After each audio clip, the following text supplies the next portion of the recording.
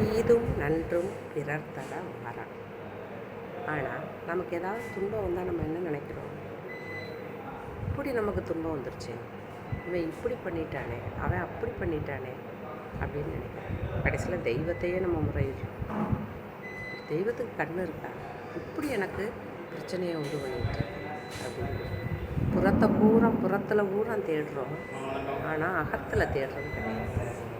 இந்த அகத்தை தான் நம்ம தேடுறோம். ஏன் நமக்கு இந்த பிரச்சனை வந்துச்சு? எதுக்காக வந்துச்சு? நாம் என்ன தப்பு செஞ்சோம்? இந்த இடத்துல நம்ம இந்த பிரச்சனை வராமல் இருக்க நம்ம என்ன செஞ்சுருக்கோம் என்று அகத்தை தேடினால் அந்த பிரச்சனைக்குரிய காரணத்தை நாம் அறிய முடியும். இனிமேல் புறத்தை தேடாமல் அகத்தை தேடுவோம். தீதும் நன்றும் பிறர் தர வாராது. நல்லது இன்பமும் துன்பமும் நம்மால் விளைவதே, பிறரால் விளைவதில்லை